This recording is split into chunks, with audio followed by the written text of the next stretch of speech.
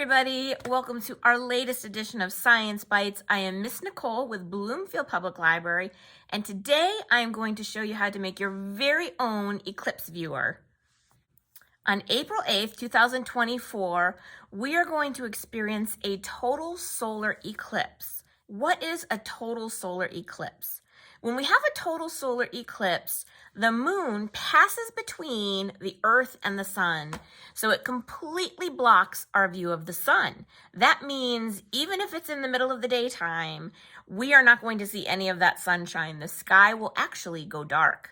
Now, not just during eclipses, but during any given day, it is not good for us to stare straight up at the sun and to watch something happening like that. Just staring up at the sun will damage anybody's eyesight. So that's why we need special ways to view an eclipse or to just look up at the sky for a long period of time. We don't want to do damage to our eyes. And there are a lot of different ways you can actually view an eclipse. I'm going to show you how to make your own pinhole viewer. So it's a safe way to watch as the sun slowly gets covered up by the moon, and we can actually watch the progress of the eclipse. The most important ingredient is an empty cereal box. So I have mine ready to go. You do also need some cardstock, although regular paper would work too. I'm going to use a piece of cardstock. It's a little thicker than regular paper. It's just going to make it easier to work with, but regular paper would work too. The important point is that it's white. You want it to be white because it's going to show us the progression of the eclipse the best if it's white. If it's a darker color, you're not going to see things as well. We do also need some scissors and a marker and some good strong tape. And you also need some tin foil. And the last ingredient is something we need to make, and this is why it's called a pinhole viewer. We need a pin to make an actual hole. So I have my little container of push pins here. You could use a thumbtack if you have that. If you don't have a thumbtack or push pin at home, something like a sewing needle or a fine point pencil would work just as well. We're basically just making a tiny hole in some tin foil, so we don't need anything super fancy. What we need to do is take our cereal box and trace the bottom because we want to get the exact size. So I'm just going to use my marker here, and I'm going to just hold this in place and trace around the bottom like so. Whoops, it's a little faint here in these parts, but I'll just fix that right there. So now I've got the bottom of my cereal box traced, and now we just need to cut this out. And I'm actually going to cut it out on the inside of the line I drew because I want this to fit nice and easily into the bottom of my cereal box, just like this. You can see right there that I've cut on the inside of my line. Here we go. Now I've got the piece of cardstock that I'm going to put in the bottom of my cereal box. Now again, you can use regular paper if you have regular paper and that's all you have at home. The fact that this is a little stiffer is just going to make it a little easier to push it into that cereal box. Now I'm actually going to drizzle some regular Elmer's glue right into the bottom of the box. You could put it on the piece of paper or cardstock that you're putting into the box, but that might make it a little trickier if you're trying to position the paper. I'm just literally going to put it right in the bottom of the box. Okay, so here's my glue, and I'm just going to literally drip and pour some of that glue into the bottom of my box, like so. And if I show you the bottom of my box, you'll be able to see how I've got that glue on the bottom. And now I'm going to take my piece that I cut out and I'm going to put it inside the box.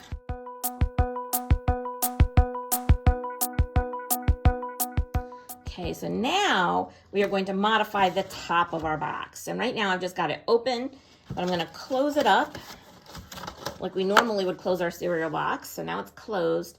And you want to think of this cereal box, we're going to divide it into thirds. I'm going to draw a line about here and a line about here, pretty much on either side of the tab. All right, so let me do that. I'm going to grab my marker and I'm going to draw one line here and one line here. And what we now want to do is we are actually going to cut an opening on this side and an opening on this side. The center is going to remain firm. But before we tape down the center, it's easier for us to cut using some scissors. You can use an X-Acto knife if you wanted to tape this down solid and then slice through with an X-Acto knife. But I always find it easier to use scissors. So my thinking was that I'm just gonna pop open the lid again and use those guidelines as a way to cut with my scissors. So I'll show you what I mean. So now I've opened up again, and now I'm gonna use this guideline, and I'm gonna cut here. And now I can just cut this off, like that.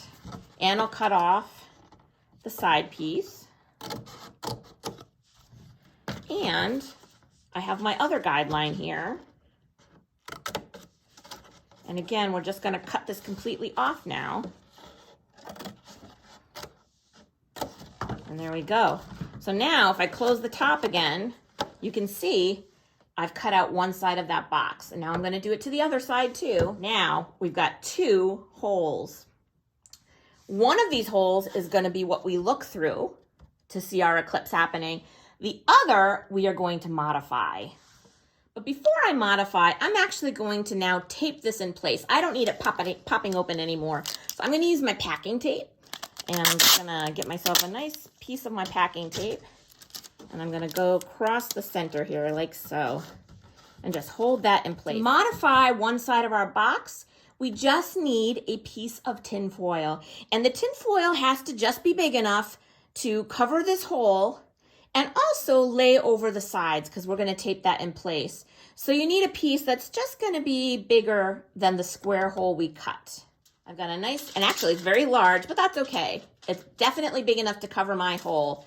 I'm gonna lay this on top of that one hole on my cereal box, and I'm gonna fold it around. You wanna be careful not to cover up the other hole. And you can fold it however makes sense, kind of like wrapping a Christmas present. And now we're going to tape that in place.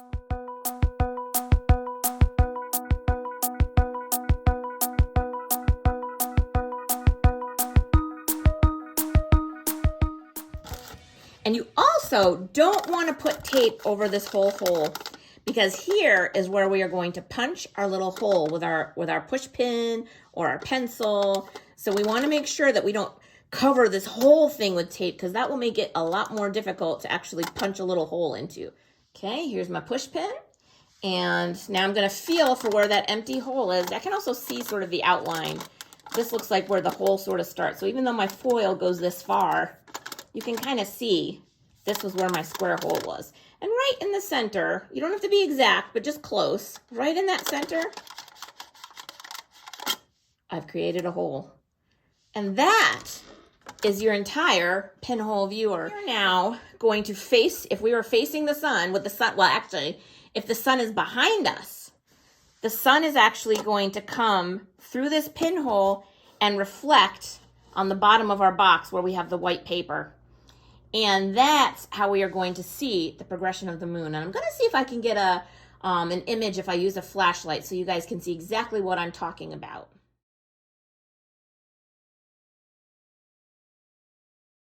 Also want to show you, this was our fancy version of a pinhole viewer, the one that takes the most effort.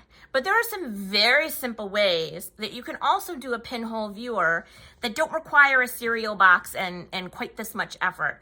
And let me show those to you as well. Take a thicker piece of paper, like a piece of cardstock. White's always best in these situations, but in this case, it's maybe not as important as with our cereal box.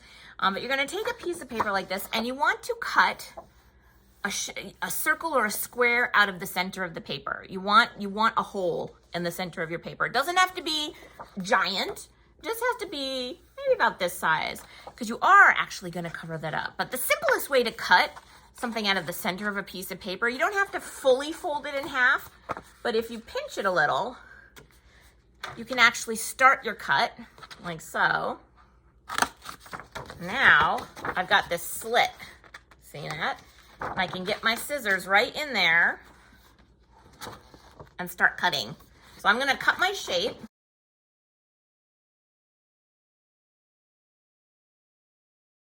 I have my shape in the center of my paper. So again, it's not perfect. It's not perfectly round. It's not perfectly square. I just need a hole in the center of my piece of paper. And what we're going to do is, again, take some tin foil and we're going to cover up that hole. And we're just going to tape it in place. So I have now completely taped my foil in place. I used my packing tape again. So I use my packing tape, just like with our cereal box pinhole viewer, you don't want to entirely cover up the center of the foil because we will need to pop a hole in it. So make sure you tape it entirely in place, and you can see from the back, you can see this whole area right here is still open. It's just tin foil. Even though the front, it looks much bigger, I know I've got this center area that's just my hole. And I'm going to, and you can do it from the back if you want to make sure you get it in the center. I'm just going to take my push pin and again, push it through the center of that foil. So I've made my hole.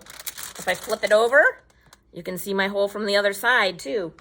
So you just need a second piece of cardstock or regular paper. Now this one you want to make sure is white because you want to be able to see the shadow of the sun and what's happening on the piece of paper, and it's going to be much easier to view if you're using a white piece of paper.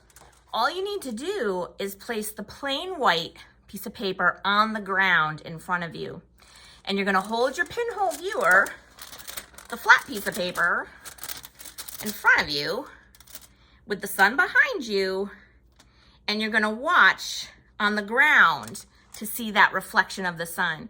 Now you can play with how you view it too. If you push your viewer closer to that white piece of paper and get close to the ground, you'll have a much tinier circle for your image of the sun, but it'll be a sharper, clearer, bright spot. If you are standing up, it's gonna be a bigger white spot, but it's gonna be a little fuzzier. So it's up to your personal preference. And I have one more way to show you how you can view the eclipse without glasses. I actually learned this tip from a member of the Astronomical Society of Greater Hartford area. We were doing our International Observe the Moon night, and he told me that one of the simplest ways to do a pinhole viewer during an eclipse, and there's no doubt about it, this is the simplest, is to get a spoon of some kind with just holes in it. So a lot of us have these in our kitchens at home. I didn't have any with circles. I had some with slits. So I actually went to, I think, Big Y, and they had one just like this for, I think it was like $4 or $5. So when I was doing my weekly food shopping, I bought one for myself. But you can see, I've got some nice perfect holes right in this spoon.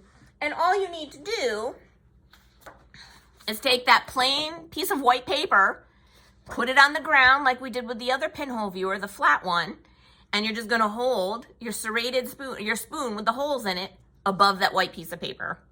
And that will show you the progression of the eclipse as well. And in fact, it's gonna show it to you in however many holes you have. These are all very simple projects to do, and I would recommend go ahead and make all of them and test them all out during the eclipse. We don't get eclipses happening all that often, so might as well get prepared, make a bunch of your eclipse viewers, and check out that eclipse on, I think it's Monday, April 8th.